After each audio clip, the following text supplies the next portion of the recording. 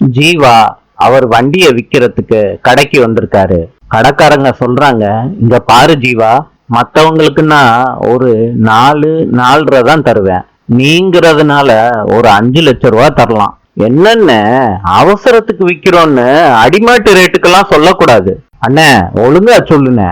என்ன ஜீவா, உனக்கு போய் நான் தப்பா சொல்லுவேனா?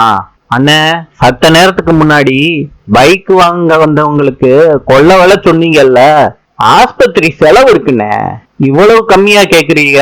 சரி ஜீவா, உனக்காண்டி 5.5 லட்சம் ரூபா தரேன், அதுக்கு மேல ஒரு பைசா கிடையாது. என்னைக்கு விக்கிறதுன்னு முடிவு பண்ணிட்டு சொல்லு, நான் வர்றேன் சொல்லிட்டு அவர் வேலையை பாக்குறதுக்கு எந்திரிக்கிறாரு.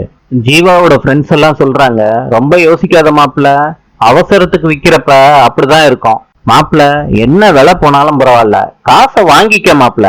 ஜீவா சொல்றாரு, நான் என்ன சொல்றதுன்னு தெரியல, நான் சொல்லும் போது மறு வார்த்தை பேசாம வண்டி கொடுத்தீங்கல்ல, உங்களுக்கு எப்படி நன்றி சொல்றதுன்னு தெரியலையா? ஜீவாவோட ஃப்ரெண்ட்ஸ் சொல்றாங்க, என்னையா இப்படி பேசுற, நம்மெல்லாம் ஃப்ரெண்ட்ஸுங்கய்யா, ஃப்ரெண்ட்ஸுக்கு ஒரு அவசரம்னா உதவ மாட்டாங்களா? அதுவும் மீனாட்சி ரொம்ப நல்ல பிள்ளையா, அவங்க அம்மாவுக்காண்டி உதவி செய்யறதெல்லாம் நாங்க செஞ்ச புண்ணியம்யா. நாளை சந்திப்போம்.